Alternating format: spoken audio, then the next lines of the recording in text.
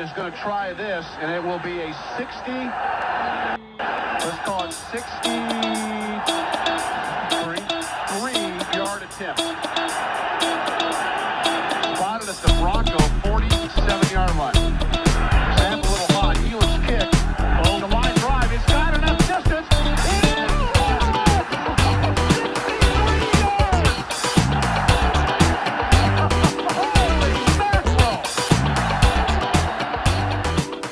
Welcome into episode 7 of the Long Distance Kicks podcast. My name is Rhett, and I am joined at a distance by my brother, Ian. Ian, how are we doing tonight? I'm doing great. Excited to be here. Ready for some regular season football coming up. I think, are we 10 days out from Broncos Titans? I believe we are. I think yeah, 10 days out. We are officially less than 24 hours out from the Colorado Buffs season starting, and the Oklahoma State Cowboys are currently playing. I haven't checked the score on that game, but college football is back at it. NFL is just around the corner. We have a 53-man roster. We have some our guys to catch up on. We got 2 more divisions to preview. Let's get after it, Ian. And we love to start every episode with our favorite game, a little thing called draft golf. Right? Let's get it. We're always in the weeds, baby. Don't get it twisted. Don't you always in the weeds. Always in the weeds. And today's draft comes from 2023. So this one's only 2 years ago. Okay. All right. 2023. So, this team had just an insane number of picks. They had like 12 picks in this draft. So, wow. Okay. Yeah. Picked a lot of players. My goodness. Okay. And this one's a tough one because this is a par 3. Okay. Because the first player whose name I recognized is number 3 on this list. So okay. Be prepared. We're All right. See how this goes. In the 7th round, this team took a cornerback, a defensive back, right, from Jackson State. Don't know who that is. All right. Well, don't worry. In the 6th round, they also took another corner. This one from Michigan State. I thought you were going to say from Jackson State. Okay. From Michigan State. Yeah. Is this our boy, Chase Lucas? No, it's not Chase Lucas. I wish. Was it Michigan State, right? Dude, I think he was in the School of Hard Knocks. Okay. All right. Well, yeah, that's not ringing a bell to me. That's too bad. This is for par here. In the 6th round, they drafted a wide receiver out of Liberty. Wide receiver out of Liberty. Mm-hmm. Who has turned into an NFL player whose name I recognize. That's, I don't have to think they're good or bad or whatever. I read that name and I went, you've heard the name before. Yeah, like I was like, oh, I know that guy, yeah. I don't know who that is, man. Bummer. All right. In the 6th, still in the 6th, okay. They took a punter from Michigan State. So they really like the punting and the defensive backfield of Michigan State here. Keep going. We're in double bogey territory. I know I'm stuck in the sand trap right now. Don't worry, we're still in the 6th. I'm hacking away at the sand trap. Spectators are uncomfortable. This team, with their first of their 4 6th-round picks, took a wide receiver out of LSU. They had 4 6th-round picks. Wide receiver out of LSU. 2023. 2023. So this would have been. Would this have been Keyshawn Butte. would have been, yes. Okay, so is this the New England Patriots? It is the New England Patriots. Yes. Okay. The name I recognized from Liberty was Demario Douglas. Oh, Pop Douglas. I didn't realize he was from Liberty. That's on me. Yeah, that's all right. All right. I'm just relieved to finally, get my ball in the hole. So let's get out of here. You could say it was a double bogey, but you could also say you got it with a 6th round pick. So I prefer to go with that. Yes. Yeah. This is an insane. This was a draft that was high on like that was when the Patriots, they were at like their nadir, and they were just like, we need bodies in the building. So they took Christian Gonzalez out of Oregon. That's good. Yep. And then they went Keon White out of Georgia Tech. Yeah. Yep. Yep. Marte Mapu, the defensive back from Sacramento State, Sac State. Yeah. I admittedly don't know what his situation is. Yeah, no idea. Jake Andrews from Troy, Chad Reinald from Maryland, the kicker. Yeah, Riley. City So from Eastern Michigan. City So, and I think he just got cut. Actually, City So. Antonio Maffei from UCLA. Yeah, I liked him. And then we got Keyshawn Butte, Bouty, whatever, from LSU. Yeah. Bryce Behringer, the punter from Michigan State. Demario Douglas, Amir Speed. Speed from Michigan State. Oh, I and was like, is that... and the last player, a player that looked to have, oh no, only 14. Okay, I thought they would wait, they've gotten some playing time. Isaiah Bolden out of Jackson State. Didn't know he was from Jackson State. Cool. Yeah. So they get him from everywhere here. Okay. Not that like Isaiah Bolden's name wasn't going to come to my brain either way. No. I'm not trying. Oh, okay. Well, I thought about him, but I didn't think he went to Jackson. Like, no. I'm not trying to. Yeah. No. All right. You get it. Well, we got our final cut down. A 53-man roster is set. Before we get into that, I would be remiss if we didn't just bring up real quick the Cowboys trading as of a few hours ago Micah Parsons to the Packers for 2 first-round picks and Kenny Clark. Kenny Clark is 29, and still he was playing through like a toe injury last year. It was not a good year for him, so like you give him the benefit of the doubt of like, well, it probably wasn't in its best, but wasn't in his best state. Probably will be better this year. Useful player, but man, Rhett, what a steal for the Packers. Like we're talking about one of the probably one of the 3 best defensive players in the NFL, right? I mean, that's what I would say. And you're getting and let me say this too, like people sometimes tend to overvalue draft picks, right? Because sometimes the draft's a crapshoot, and you're trying to acquire picks with the hopes of drafting players like Micah Parsons, and the Cowboys sent him away. It's a classic. Like, it could even be a boat situation. The Packers are now frisky as all get out. Oh, heck yeah, man. That like just adding Parsons to that defense, where all of a sudden that defense used to be like really Edrin Cooper, man. With him. Oh, brother.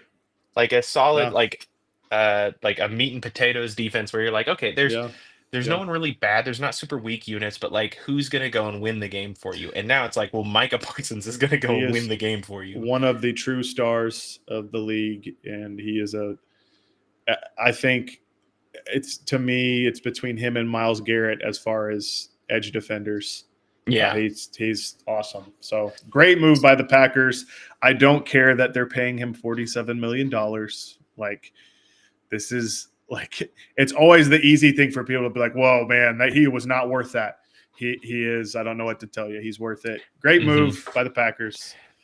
Really, really quick, Ian, do you feel, does the Micah Parsons deal affect greatly the Broncos negotiations with Nick Bonito, or is it such a different level of class that it's not really going to do too much to push that. It's hard to say. I think they were definitely waiting on it, Mm-hmm. and I think contract talks will probably pick up now. I I don't think that, and this is just my own perception. I don't think that Micah Parsons getting $47 million a year. I don't think that means that Nick Bonito should sniff that.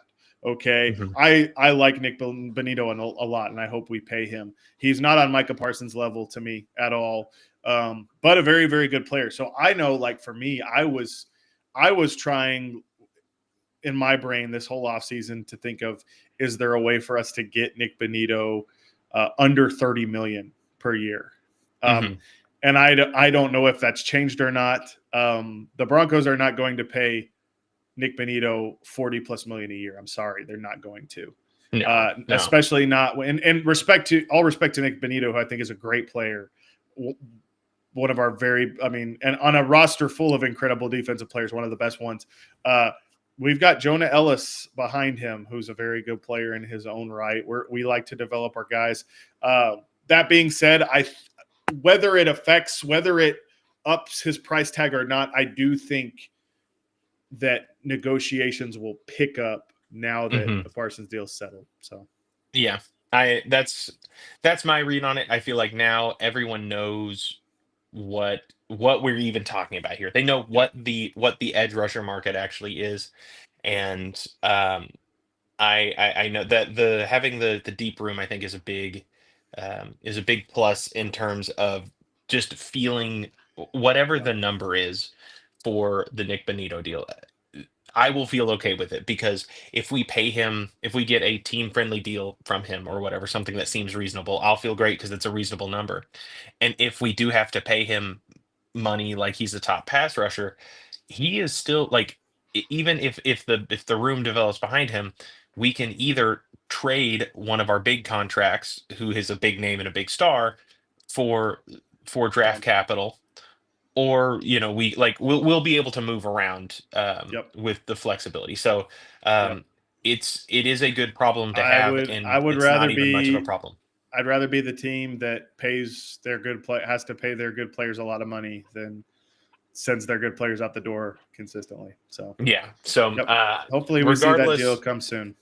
Yeah, I think we'll be happy about it. Let's talk about the 53-man roster. It's a roster filled with your guys. You've got 3 of your guys are just still hanging around on that roster. And Jonah Ellis managed to hang on, man. He managed to hang on and make the team. Feel good story of the offseason. Technically speaking, with Drew Sanders being on the IR, none of my guys are on the initial 53. Yeah. Well, I don't know what to tell you. Yeah. My guys are we breaking down the my guys real quick, or are we kind of just going into the 53? What do you want to do? I mean, well, what's so interesting about this and this segment was, I thought it was going to be us like needing to go into each guy, because I thought like eventually we'd be having guys that like aren't the big stars of camp and like are also still there. But for you, like talking about Pat Bryant and talking about Jonah Ellis, they are like a part of the team. Like people, like they've been a part of the story. Palczewski, we could talk about, but like he's in a spot. Like my guys are literally not there, so I think we can do whatever. I will say, I have like a lingering flicker of hope on each of my guys. For Caleb Lohner, my hope is that he will sit on the practice squad for a year. I'm not even sure if he's on there. I haven't seen. He is. We added him to the practice squad. I was fairly certain he would be there. He'll be on the practice squad for a year. We'll give it another try. Next year, I think will be his actual earnest go. Like I think he's gonna be in the lab for a year. They're gonna be turning him into an actual football player. My flicker of hope with Audric Estime is this: he's on the Eagles practice squad. You know who could make him look okay? Like like if he landed in like Carolina, or if he landed in Cleveland or something like that, I'd be like, dang, there goes his career. I'm not willing to 100% be. Howie Roseman has ascended to a place as a GM right now where any move that the Eagles make, we're just assuming it's smart, right? Yeah. Like we are just assuming that only anybody they add that's very shrewd by Howie, and deservedly so. I think he's probably the best GM in the league right now today. And so, hopefully, and that's the thing. I genuinely want Audric Estime to do well and carve out a good career. I think it's easy for fan bases to be like, well, no, we don't want him to go ball out because we let him go. No, like I obviously I want to find success with our guys. But I want to see him go do well. Of course I do, man. He's 21. His whole career's still ahead of him. So go out there, Audric. Go out there and earn your spot in Philly. So yeah, I mean, we'll see it. I'm excited to see what your guys do this season. I think Pat Bryant and Jonah Ellis will both be, by the end of the year, they'll be probably like kind of fan favorites. They're going to be those guys that aren't the top level guys, aren't on the like, they aren't on the front heading, the main heading or whatever the thing, but they're going to be dudes showing up, making plays, and it'll be exciting and all the time. Anytime they do something good, it's only because you said so. Obviously, yeah. So do you have any lingering thoughts, any big thoughts about this final 53? Well, first of all, I think it's a really good roster. I'm very happy with it. There's really not a lot of guys that I look at and I'm like, I think this was a waste of a roster spot. Like I was kind of like team Caden Prescorn over Lucas Kroll, but that's more because they're kind of the same style player and we've kind of done the Kroll thing for a couple years and Prescorn's the new younger one. So it's kind of the unknown factor. When I look at this roster, I look at our defensive backs, man, what a strength that is. When I look at one thing I was surprised with, we kept how many defensive linemen we kept. Yeah. We kept, gosh, how many was it 8 D linemen that we kept? At least 7. Allen, DJ Jones, Malcolm Roach, Jonathan Franklin Myers, Jordan Jackson, Yoma Wazurike. I think that's it. Oh, well, there's got to be more. There was a high number because in George Payton's presser today, somebody asked him about, like, it seems like you kept more interior defensive linemen than people might have expected. And he said, yeah, we just liked all those guys. And I appreciate being able to like go against what maybe perception would have been for how you should construct your roster. And for those guys in the building to just go with, we're going to keep the players that we believe in, whether it seems like, oh, this unit probably has more players on our active roster than we expected.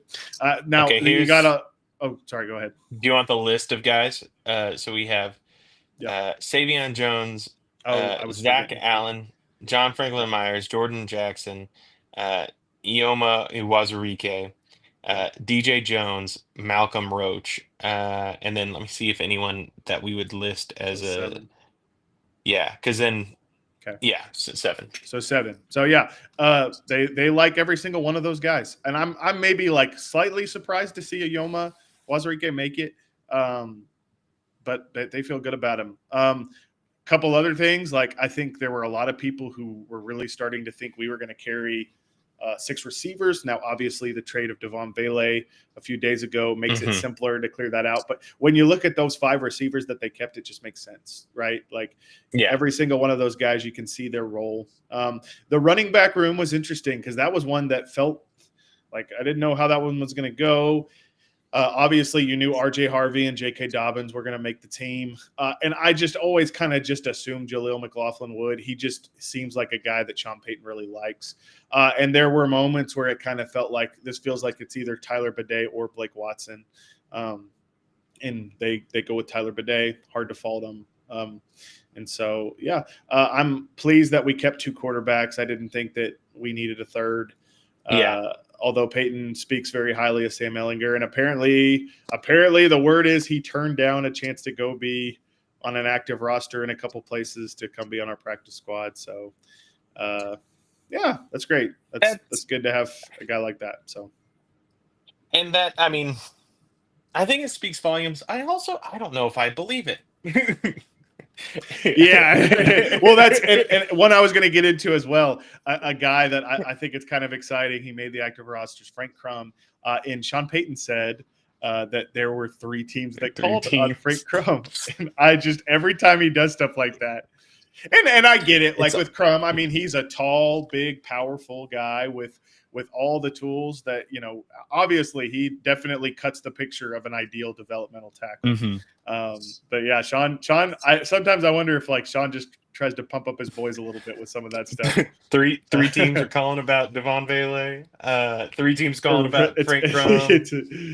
Yeah. Anyways, the teams were trying to get the difference in money. There's no. It's a low stakes conspiracy theory. There is no way. One of the things I wanna point out. I downloaded. Hopefully, I can put this this image up here on the screen about this 53 is if you take a look at the outside linebacker room and the cornerback room in particular, those are rooms where every single member of that room I would feel okay with having to take, like, for at least a game or two, take significant snaps.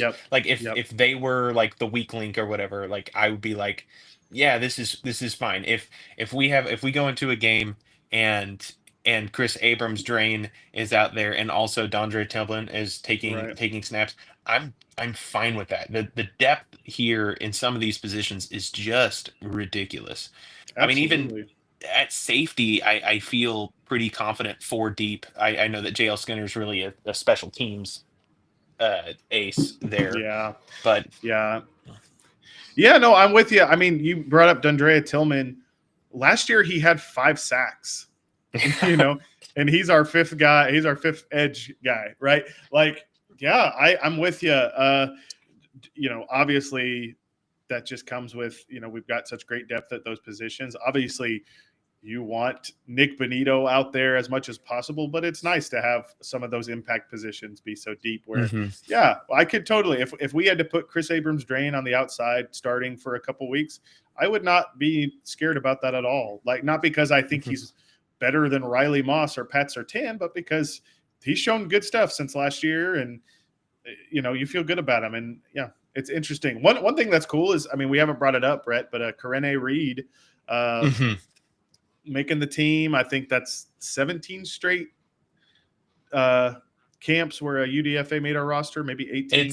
It's 17 of 18. I think it was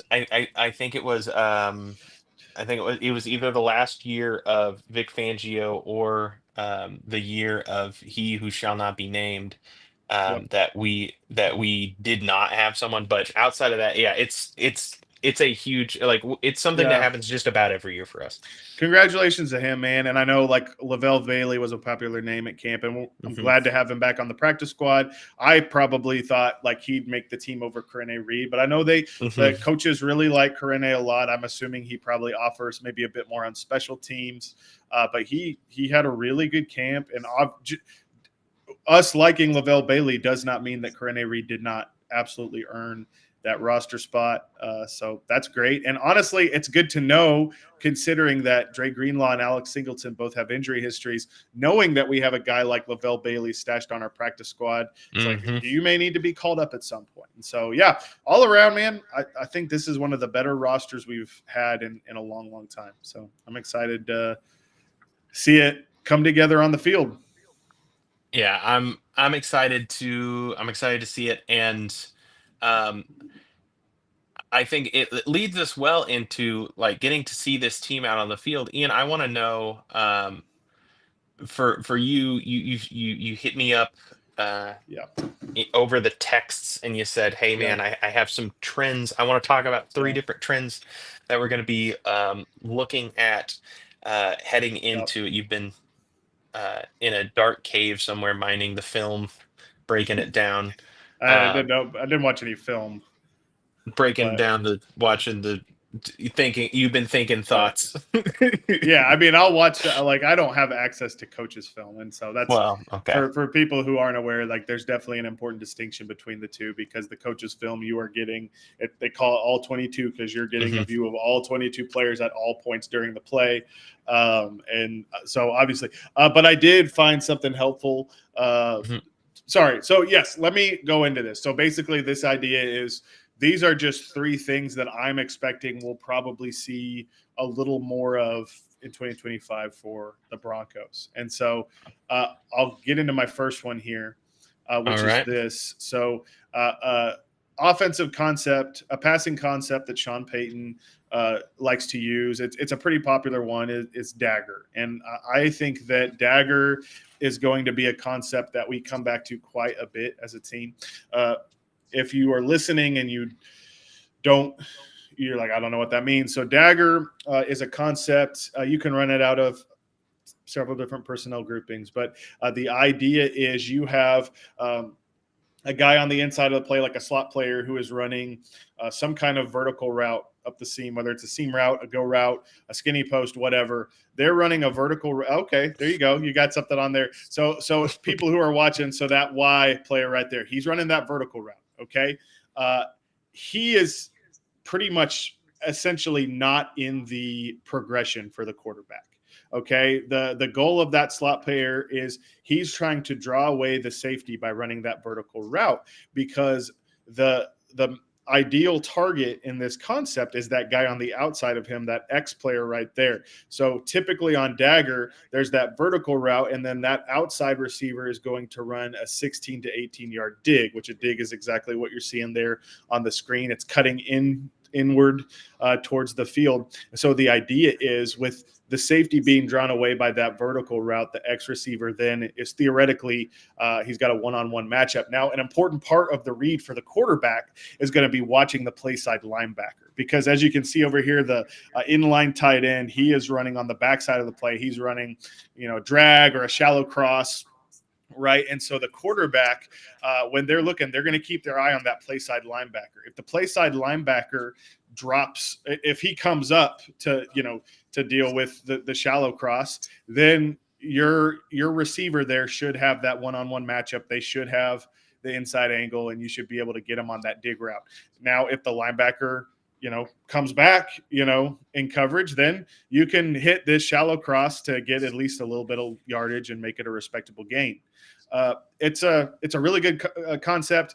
I think it's great against like single high teams. And one thing I was looking at, I think 5 of the teams we play this year, they were in the top third of teams that use single high coverage shells. And so I see partially that reason. I think there's going to be room to use a lot more dagger, but also just thinking of our personnel, thinking of our receivers, the emergence in camp of Troy Franklin can't be understated for this type of thing, because ideally, if Troy can prove to be a threat, a vertical threat consistently, what that does is you put him in that slot position on a dagger concept, and the safety is going to have to respect what he's doing. So he runs that vertical route. And then you've got guys in Cortland Sutton and Pat Bryant who are both very big-bodied receivers. They're good route runners. They're good body control guys. Like, they are ideal to be that guy running that dig route. And so in fact, I think it was against Arizona. We saw Troy Franklin and Pat Bryant do the dagger concept, and it worked great. And I would like to see more of that. And I know Sean Payton, this isn't something that he's not familiar with. This is kind of up there with like scissors and dragon and stuff like that. He likes running dagger. I think that our receivers we have this year, especially with the emergence of Troy Franklin, who honestly, while Sean Payton originally, when we drafted him, said we see him as an outside Z, if you go back and look, I looked at all of Troy Franklin's targets last year. There were a really respectable amount that were inside. And so that's just a concept that I wouldn't be surprised to see us go back to quite a bit this season, and think we'll find a lot of success. So, yeah, that's my first one. Yeah. I love it. I think seeing the vision. This is what Sean Payton wants out of his offense, and he's built the wide receiver room like a basketball team, like they say. And if this is if this works out, where if really what we're seeing from Troy Franklin comes through, if what we're seeing from Pat Bryant comes through, I think that can be, it can be one of the keys of like, hey, we have an offense with an Right. actual bread and butter play, with Yeah. something to go to whenever something, Yeah. whenever things are Yep. kind of mucked up, and we have a um, like we have a signature move almost. Like I Yep. think that's going to be Yep. killer for our offense. Ian, the next one is, we're staying on the offensive side of the ball, and you Yep. said that the personnel we're going to use is going to be a little different, Well, I just think that 13 personnel is possibly. something we could see a little bit more. And I don't have like the numbers in front of me of like percentage of like personnel grouping usages or anything like that. Do you have Mhm. that? Oh, okay. No, you're okay. You've got this. Okay, so yeah, so this is what 13 personnel is. When we're talking about personnel packages, the first number refers to the number of running backs in the formation, and then the second number is the number of tight ends. Okay, so in 13 personnel, as you can see, we're running out there with one running back and three tight ends. The reason that I would like to see some fun, creative things out of 13 personnel is because when you look at our tight end room, those first three names are so interesting because they're all so different. Now, obviously, Nate Adkins going to be recovering from injury, and I'm don't remember off the top of my head his timetable, but I don't think it's horribly significant. I think like he's going to be able to get back in the season and play, but all three of these guys are different. You have Evan Ingram, who in by no means is your traditional inline wide tight end, right? Like he is a big-bodied receiver. He's going to do probably a lot of things in the slot and short area of the field. He's essentially whatever Vele would have done. Ingram's just kind of absorbing more of that in his usage, but Mhm. big mover at tight end, a threat in the passing game. You have Adam Troutman, who is our second tight end, and he is the one that most resembles that traditional inline Y. When I say inline Y, of course, I'm talking about a guy who lines up outside the tackle on the line. Your ideal Y is somebody who obviously can make an impact in the receiving game, but also when you have them, one-on-one with an edge defender, it's not like they're completely overwhelmed. They can throw blocks in the running game consistently and be an extension of that line. Troutman resembles that the most for us, right? Like he's a pretty solid, dependable player. And then you have Nate Adkins, who really, man, he does a little bit of everything. He almost functions like that F move tight end, but also kind of that H back. He was doing like he was our fullback in some packages. He made plays in the passing game. He could do a little bit of everything. So I think that given the how different our tight ends are, I just know Sean can drum up some really creative stuff with a 13 personnel grouping. There's not much more to it. I just really hope he does that. I just want to Mhm. see some of those things. I know Sean loves scheming open his tight ends. And this way, like, when you're rolling out a 13 personnel, you're typically rolling out, that's a bigger formation, right? And Mhm. I think that we need to be able to lean into that more this year. So hopefully see some Yeah. 13. We'll see. I love this point because this is something that I've been thinking about with our offense, and I think Sean Payton's going to use personnel as an incredible weapon across the board, because Yep. the roster that we have, um, he's going to be able to utilize 13 personnel. He's also going to be able to utilize like five wide receiver sets, or Yeah. putting Well, 4 or 5 people out, yep. because of the because we have an Evan Ingram who can be a tight end or can be split out wide, because we have a base five, like a typical offense, generally like 11 personnel is what is, one running back, one tight end, three wide receivers is what we normally see. um we have, I don't know why I keep having to do that, we have five decent options before you even have to go into where do you put Marvin Mims? Like, so he will be able to move Marvin Mims Absolutely. around. Marvin Mims will show up outside sometimes. He'll show up inside. He'll show up in the backfield. He'll show up everywhere. Yep. And then we'll be able to go into each week, and Sean Payton will look at the opposing defense. And if they are small, we can go big and then still Mhm. pass out of those big formations and be bigger than them Absolutely. and run on them and still Absolutely. pass.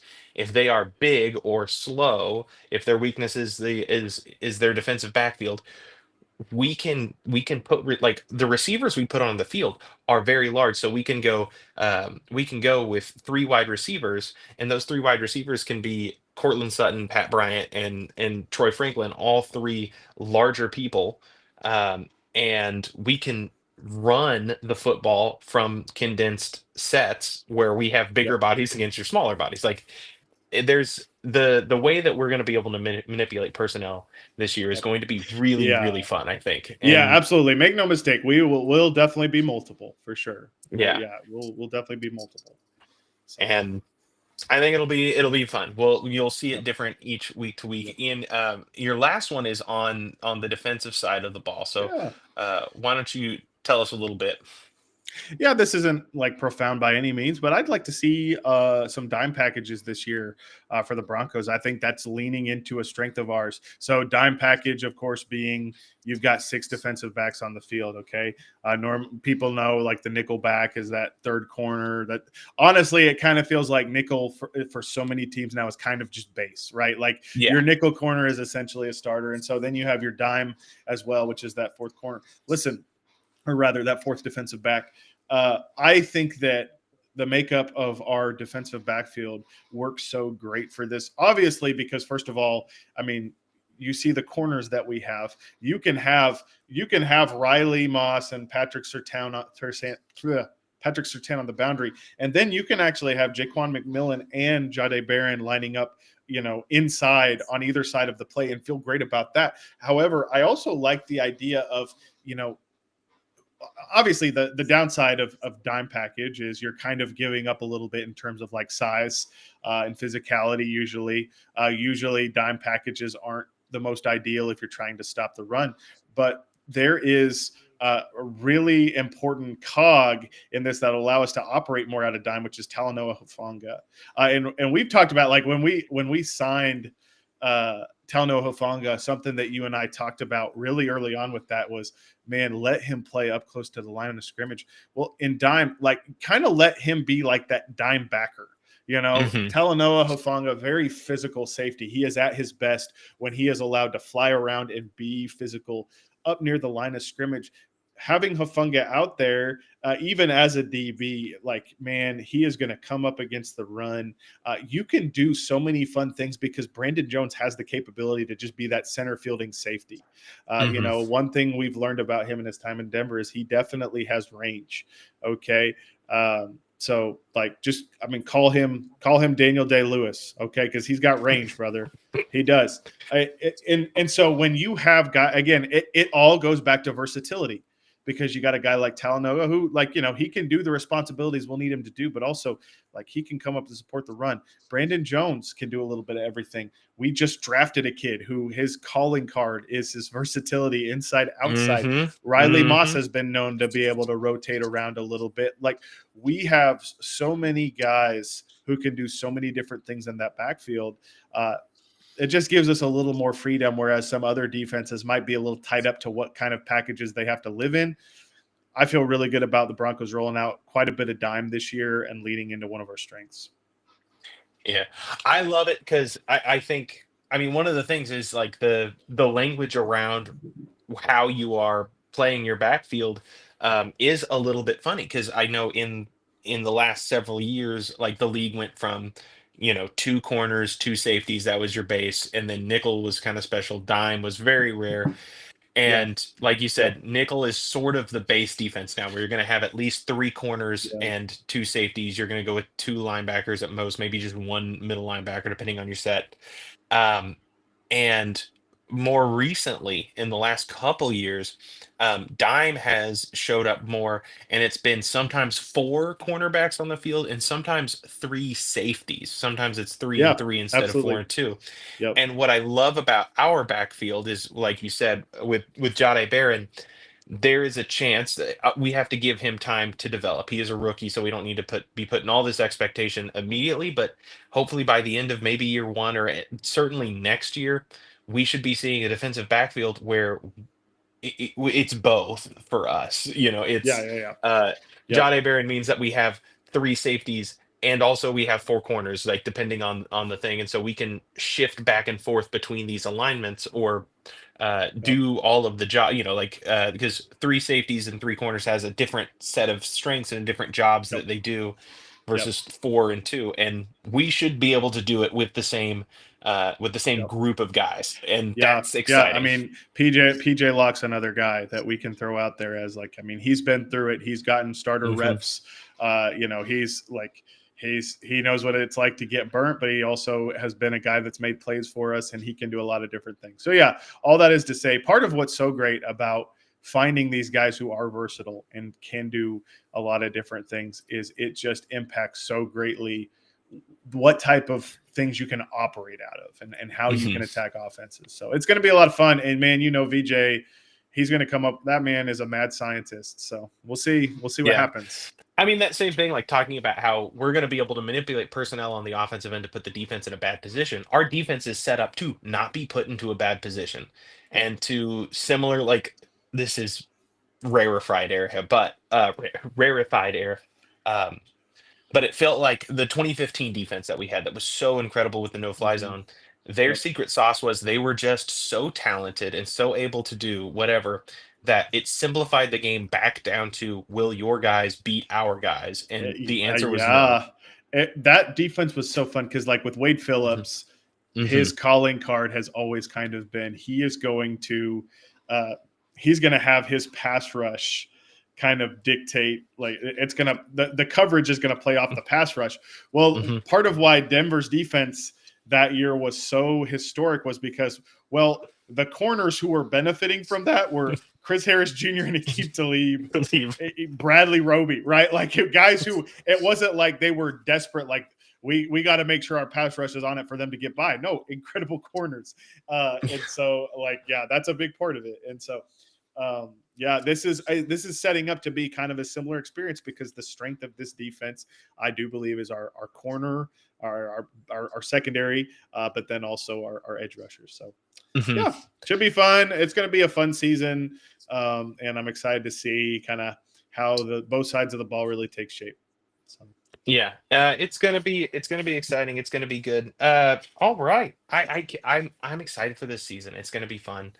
Um, let's move on. I need to call an audible and say today we're going to just do the AFC East based on time looking at it. But Okay. the good news is I keep forgetting. I always forget every year that Labor Day isn't that, like, that there's a bye week. We do have a So week next week. so we do have 1 week, and I think we can let the AFC West breathe a little bit, give it a little bit extra room, because I know that this will be the first division, the AFC West, where it won't be us just looking at our lads like we'll. But today the AFC East, a division that's near to me, not necessarily dear to my heart, but it's near to my heart. And starting off, my local team, the New England Patriots, 4-13 last year. They fired their coach. They added Mike Vrabel in as their new coach, who is more or less just like Gen Z Belichick. Not He's not Gen Z, but like he's the younger version of Belichick. And even Mike Vrabel, it would still be weird to have as young a girlfriend as Bill Belichick has. But um, that's what we're seeing. That's what we're feeling. I'm telling you what the vibes are. Is everyone was like, oh, Mike Vrabel, he's like Bill Belichick. He's going to be great. And Drake May came in and was able to play down the stretch last year, and he looked just incredible. And Ian, what do you have to see? You're going to tell me why the New England Patriots are, oh, good for you, heading up. That's great, because it would have been really difficult. Yeah, I mean, I think there's a lot of reasons to be optimistic about the Patriots. Obviously, Mike Vrabel is somebody who I would consider him to be like one of those coaches who's a floor raiser, right? Like, I don't think him coming to New England means, oh, they're instant contenders in this stack conference, but I think he definitely is a floor raiser. I think that because of their cap space, they were able to go out and make a lot of really great moves this offseason. They brought in Stephon Diggs. They brought in Milton Williams comes to mind on the defensive line, pairing him with Christian Barmore. They made what I thought was just a really smart – it felt like maybe the safe, boring pick to go with Will Campbell. But, man, why wouldn't you want a guy like that for your young quarterback in Drake May, who, by the way, I thought really showed a lot of flashes of the guy people were sold on from North Carolina. Trevion Henderson is a guy that it already feels like that's paying off for them. I mean, I know it's preseason, but like we all saw like the kick return or the punt return or whatever that was, like he just brings a juice to that running back room that they just didn't have before, with all due respect to Ramondre Stevenson. I like the direction that this team is going. I like some of the pieces they added on that defense. When we talk about some of the best young corners of the game, Christian Gonzalez needs to be brought up. I like this team. I like the DNA that they seem to have. And while the AFC is such a stacked conference right now, I do think the Patriots will finish better than 4-13, and I would expect them, after Buffalo, to be second place in the division. And I know we'll get to division winners at the end here, but yeah, I think they make a jump this year. I think Pats fans are going to enjoy this season.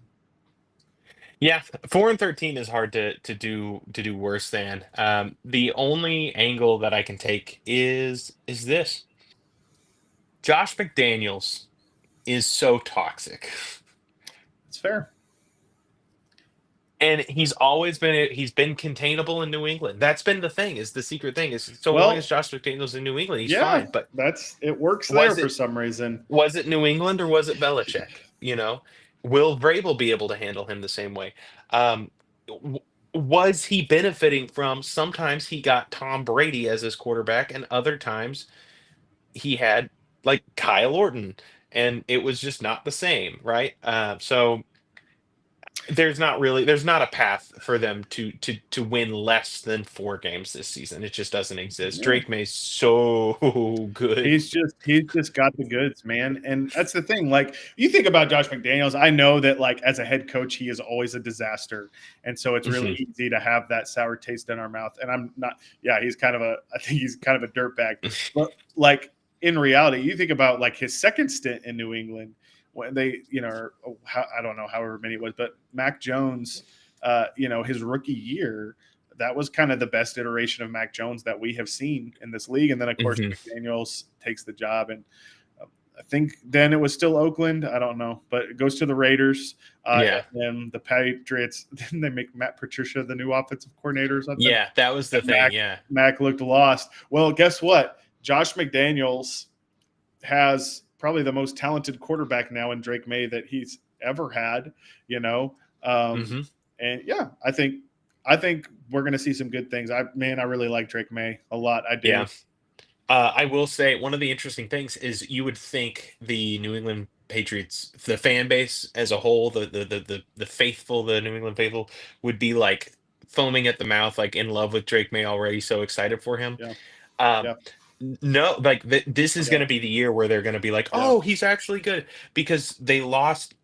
These people are used to winning. They were at 25 straight years of just being incredible. And all of my Patriot fans friends, like, I was like, yo, your like Drake May's unbelievable, and they're like, I mean, we won 4 games, like, well, we sucked. The team was bad, and I'm like, yeah, okay, like. That's correct. Fine. Like, the team was bad. Correct. The team was bad. You're good. And so you took that quarterback 3rd overall. Obviously, the roster was not in top tier shape. And I'm like, no, but your quarterback's good. And they're like, yeah, but Mac Jones was good for his first year. We'll see if he can do second year. Like, isn't that funny? Can we talk about this? Because we already brought up Mac Jones. Let's keep going. Isn't it funny how every second-year quarterback is Mac Jones to people? Yeah, always getting all this. Well, remember, Mac Jones had a pretty good rookie year too. Yeah, Mac Jones went into his second year with Matt Patricia calling plays for him on offense. Every one of these other guys, it's a completely different situation. Anyway, sorry. Yeah. Anyways, Pat's things are looking up. That's the Patriots. Hey, they're on their way. We love it. Finally, it's about next. The New York Jets at 5-12. They also have a Yeah, new coach. They also have a new quarterback. they They do. just traded quarterbacks with the Steelers. They have a new Uh, GM. Shout out Darren Muji, Bronco Darren the Office Mooge. alum. The Mooge. I just like that's a man. Yeah, you just know how many guys in college. The Mooge. Mooge. Mooge. Yo. I think George Payton called him that some. I don't know. Anyways, I hope New so. York I hope so. Jets. New York Jets. Ian, tell me Turn why it the up New for York me. Jets are tailing off. New York Jets. That's. I don't think it's necessarily like a super difficult argument to make, but I do. I really like Aaron Glenn a lot, and I just want to say that Mhm. before I talk about why they're going to do bad. Aaron Glenn is a guy. Rhett, do you remember a few years ago? I think it was maybe when we ended up hiring Nathaniel Hackett. I think Aaron Glenn was one of our guys who Mhm. I think it was his first. He had just finished his first year as the Lions defensive coordinator, and Mhm. I was a big Aaron Glenn fan. Like back when he was doing like DBs in New Orleans and everything. I really liked him, and he was. I remember. I don't remember if I would. I I wouldn't have been remember on. you trying to make the case because I you were remember. telling me about him, and I was like, "But the Lions are bad at Yeah, defense." yeah. I really like Aaron Glenn a lot, and obviously he did a great job with that Lions Mhm. defense, and so I think a lot of him. Now that being said, part of this is a product of being in a division where I think you have obviously the Bills, who are an AFC power, but then also the team we just talked about, New England. I wouldn't consider them an AFC power, but I do think they're ascending. Um, Mm. and when you look at it, that, and then you've got the Dolphins, which are just this. I don't even know what to make of the Dolphins. I think it's going to be bad this year. We're not talking about them right now, though. Yeah. But the Jets, listen. And this is weird too because now we're talking about Justin Fields, who coming out of that draft, I loved Justin Fields, man. Yeah. I'm a Justin Fields fan. I want him to succeed. I would not feel great about going into 2025 with Justin Fields as my starter. He's got some good things going for him. He's got a good offensive. I like his offensive line in front of him. It sounds like well, obviously, like Brees Hall is the big name in that backfield. It sounds like Braylon Allen has really been impressive, Mhm. and maybe he might end up absorbing a lot of carries. Not to mention Brees's injury history, which we hope doesn't become an Mhm. issue again this year. I like Garrett Wilson. I think Garrett Wilson is a very bright young receiver in this league. They went out and got Mason Taylor in this draft, which I thought was a very good move. You look at some of these pieces, then you go to their defense, and obviously you love Quinnen Williams, Sauce Gardner, another one of those great corners in this league. There are pieces there, but man, you really got to believe in Justin Fields if this is what we're going to be doing, and Mhm. it'll be interesting to see what they make of their identity on offense. You have to assume they're going to be running the ball quite a bit. But I don't know how multiple this team can be on offense. I don't know how it feels like they could end up being a team that's kind of one dimensional. That becomes more apparent as we get into like week 7, week 8. And so Mhm. I think that Aaron Glenn's first year might be a rough year for him. That doesn't mean I don't like the hire. Doesn't mean I don't think that this team could end up moving in a overall positive direction over the next few years. This season, I don't think we're going to see that. Yeah. I think here's my little thesis on this team is that they're going to have to be the Pittsburgh Steelers to win a bunch of games. They're going to have to be hard-nosed, play really strong defense, have some weird games, low-scoring stuff, Yep. run the ball like offense is going to look ugly for them. They're not going to be able to have like a really pretty offense. Um, and they're Yeah. going to have to slog through to get wins. And the problem with that, when that's your plan, is that we're going to say is you better have great culture because you're going to spend so much of the season in an uncomfortable place. You're going to spend so much of the season you're going to be down 14 points or down 10 points on the road, and it's midway through the second quarter, and everybody on that team is going to have to be like trust the process. It's all right. Like let's like defense is gonna make some stop. It's gonna be here. And when you're not the Pittsburgh Steelers, it's really hard. Like there's a reason why there's only two Pittsburgh Steelers in the National Football League, and that's Pittsburgh and Seattle. And Yeah. because it's hard. It's Yeah. it's an organizational thing, and the Jets as an organization are not tough. Like this is an organization that panics, and so Aaron Glenn has a chance to change that in the same way that he's coming from Detroit, a team that had that same, and now Detroit is one of the most mentally tough teams in the league. So um, I would say the Jets are on their way up. I'm excited to see a year of Justin Fields. I want to see if he's going to be good, but I don't think it's going to be all that much. I think they might get to 7 wins. I would feel if I were a Jets fan, I would say that that's the hope. Is you're hoping to get to 7. Okay. Speaking of teams hoping to get to 7, the Miami Dolphins. The Miami Dolphins. Just tell me what I'm supposed to do here, right? Just flip the coin. Yeah, this is a team that we'll figure it out. why as odd as it is, almost nothing changed about this team. Yeah. Like not a lot. Tell me why the Miami Dolphins are heading up, Ian.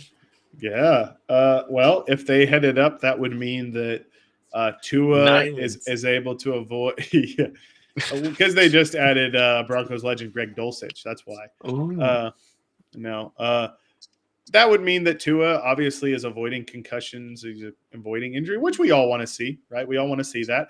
I mean, look, we make jokes about the Dolphins and everything, but like obviously, like when you talk about offense and especially skill positions in particular, there's a lot to like. They still have Tyreek Hill, they have Jalen Waddle, they have some guys Devin Achan. They drafted Jalen Wright last year. They've got guys on the offensive side of the ball that you really do like. They've got Ollie Gordon the third. And honestly, yeah, I like Ollie Gordon for that team. So there is plenty to like here. I think that Mike McDaniel is one of those dudes that his shtick is just out of control to the point where sometimes I forget that he is still a very sharp offensive mind.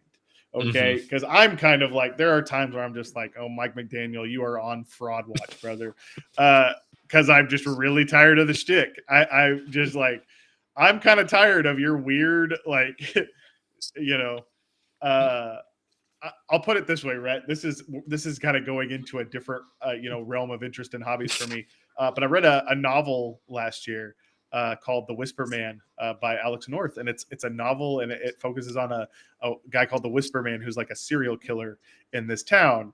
And I pictured, how when you read books, especially stories, and you picture the characters, and there's like, I pictured Mike McDaniel as the serial killer in this book.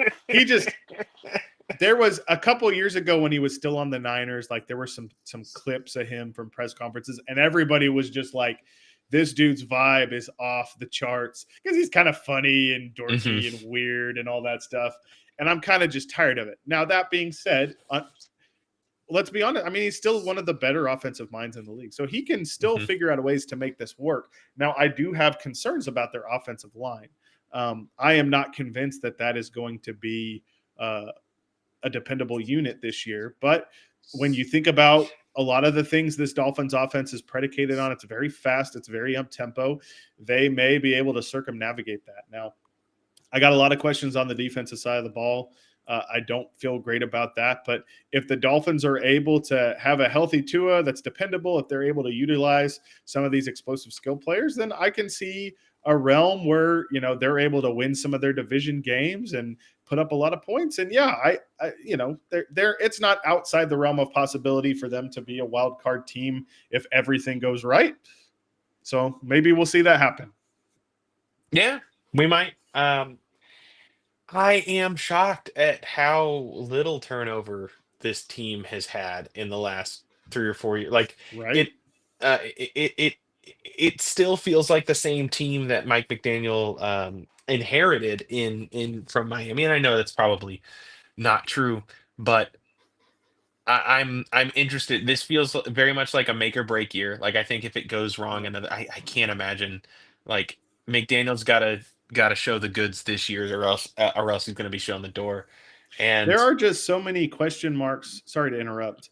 no, On the defensive side of the ball, I mean, you think about some of the names that are like Jalen Phillips and Bradley Chubb, who I think we would both agree, like in a vacuum, we know, good edge rushers, but they both have dealt with injuries like multiple times in their career, significant injuries. They brought back Minkah Fitzpatrick, but there's like, are you excited about that or not? Like, is this a good thing or not? I'm not really sure. Is Minkah back? I don't know. Yeah, there's just a lot of questions that like I would argue that maybe more than any other team in the AFC, this team has the most questions to answer. Maybe. Yes. So. Yeah. I mean, because the whole team, if you could go into Madden and turn off injuries, like I think this team could be a playoff team because, like you said, Bradley Chubb, Jalen Phillips, Chop Robinson is on this team and was very successful. Yeah, absolutely. That's a good one. The hope is that you keep enough of those pass rushers like healthy at a time for it to, like you have kind of a good, like that could be the thing you hang your hat on. To their credit, they take Kenneth Grant in the first round, which is great. Like maybe I love me some Kenneth Grant, baby. I do too, man. And that's a good, like they understand a need of theirs. And in my opinion, that's not reaching for a need. I thought Kenneth Grant was a great pick there. Yeah. So yeah, I mean, they got pieces and honestly, I mean, you mentioned the key there. Like for this team, just staying relatively healthy is probably the most helpful thing, even if they don't have one of the more talented rosters. So. If they stay healthy, they have the chance for Mike McDaniel to finally like prove his thesis correct, which is offensive linemen are incredibly difficult to find in the NFL. So Yeah. I will just build a system that does not require them. Like we will get the ball out as quickly as possible. I'm going to find the quarterback that can get the ball in and out of his hands faster than anyone. I will rely on the fact that I am the world's most creative run game designer to try to scheme around a run game and then come up with a pass game. Like we will see with the Dolphins. They're really interesting to watch, and this year I think I'm gonna be able to stomach watching them again. But man, the first time Tua gets hit, I might just have to change the channel. I'm worried about him, man. I'm worried about him. I don't think he should. I don't think he should still be playing. It's not about ability. It's like I'm worried about him, man. How is it really worth it, Tua? Like. Yeah. If I were the NFL, would I be like conspiring to get Tua to retire, being like, "Hey man, we cannot afford you dying on the field." Defensive players are like, I know this seems counterproductive, but we need to try to injure Tua so that he can't play anymore. We need to injure his leg, not his head. All right. The last team, the Buffalo Bills, very different from the other teams in this division. 14-3. This team is great. 13-4. 13-4. They're Buffalo locked and Buffalo loaded. They're coming off of being able to have Hard Knocks. A thing that is cool. All these teams get to have Hard Knocks, and our super interesting team never gets it. So whatever. Must be nice. KJ Hamler's on Hard Knocks this season, though. Shout out KJ Hamler, man. We got cut KJ. by the Bills, but I mean, he was funny for a couple episodes on there. So, anyways, heck yeah. All right, Rhett, tell me where I'm headed here with the Bills. You're gonna tell me how the Buffalo Bills are going to be heading up. Okay. Interesting. Well, I mean, if I had kind of worked through in my brain that I was going to have to argue for them heading down, which I thought was also tough because I think they are one of the powers in the AFC. And my argument for that would have been, well, they're going to finish worse than 13-4, not because they got worse, but because they're just one of those teams that's been more kept together and teams are just going to be more used to it. And so now I'm going to flip that argument on its head and use it for the opposite reason. They're a team that, they have a lot of continuity. That culture has been going on for a long time. GM Brandon Beane, head coach Sean McDermott. like, listen, they have built. You can say what you want about Sean McDermott about whether or not he is one of the elite coaches in the league. He's kept this winning culture going for several years now. Listen, why can they improve? Because they've got one of the best quarterbacks in the world, and Josh Allen. We've talked about this before. There are 4 truly elite quarterbacks in the league, and you can debate about the order of them if you want, but Josh Allen is one of those 4. He's more. I could have never imagined how good he would be because I was not high on him coming out. Yeah, we hated Josh Allen. We did, but man, he's incredible, and we were wrong about him. He's otherworldly, man. He has it all, and he's truly an elite player in this league. I like a lot of their pieces. Buffalo, they're really smart with a lot of their player retention. I think one of the underrated, brilliant moves in this past offseason cycle was them extending Khalil Shakir's contract. He's a guy. They did it a little ahead of the curve, or probably earlier than they probably had to. But man, I think that once we're like 12 or 13 weeks into this season, like people are going to look back and be like, wow, Khalil Shakir, like he's kind of a steal for what they're paying him, because they did what good front offices do. They got ahead of it and they paid players they like. I think Khalil Shakir, I think his trajectory is up. I like that they were able to get something done with James Cook. I know it's always weird when your star running back is doing and paying running backs. I think it was smart for them to do that. I think he's a heck of a player.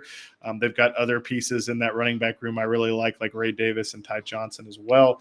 I like this Bills offensive line. If we're picking a part of the offense that maybe I'm the least sold on, the tight end room is interesting to me.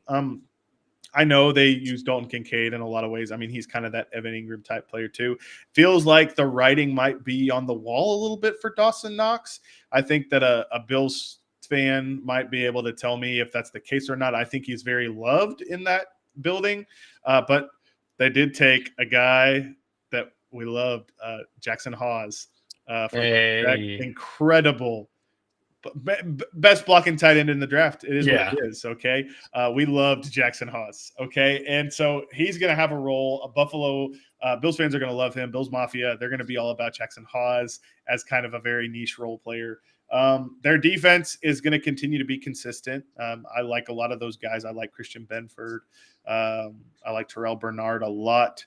I like Gregory Rousseau. I've always liked Gregory Rousseau. Glad to see him develop more on that team. Taron Johnson, just a lot of pieces I like. They are consistent. There's something to be said about consistency. There's something to be said about sustained success. Rhett, I think at the end of the day, part of why you can count on the Buffalo Bills finishing better than 13-4 is because when we get into December, we're going to be reminded that this is one of those teams who know how to win those games, those pivotal games that tip the scale of like who's going to win the division or who's going to be this seed in the playoffs. The Bills know how to win those games, and that does matter. And so, yeah, I can totally see the Bills finishing, despite having a great record in 2024, even better in 2025. I do think Buffalo will continue to be one of the powers of this conference. Yeah, I agree. I think it's really hard to say a team's going to only lose 3 games in a season, and it's very easy to say they'll lose at least 5. So it's nice for me to be on that side of it. But it feels like organizational momentum is on the side of Buffalo. Kansas City is emotionally in the pit. They have the tools available for them. They will always be a Super Bowl contender until Patrick Mahomes stops being their quarterback, and that sucks. But it feels like the Bills are. I don't get a sense of burnout yet. I get a sense of they've really loaded up for this punch. Now, if it doesn't work this year, next year I think will be a really, really hard year. But I think that they seem very locked in as a team, very focused. They understand what the path is in front of them, what needs to happen. So as a football team, I think this is going to be one of those regular seasons where they're not going to be finding too much out about who they are and what they can do. They know that. It's going to be about the details. It's going to be about the little things. And so you may see them drop one or two more games. I think just overall, we're not going to see um, teams just going with crazy win totals. I think we're going to see a lot more parity because across the board in the like just about every team in the AFC is like Right. okay. At some point, it's like Like they're all going to eat each other a little bit. Yeah. yeah, Yep. the NFC has like a lot more like they're some of the top end teams in the NFC are incredible, but like there's also a lot more teams that are Yeah. really bottom dwellers. The AFC is just So deep. It's just a it's a tough lot. conference to be in. Yep. So Yep. I don't know if they're going to get to 13, but I do strongly anticipate the Buffalo Bills winning the AFC East. I'll Mhm. go with my order. I think it's going to be Bills, Pats, Dolphins, Jets.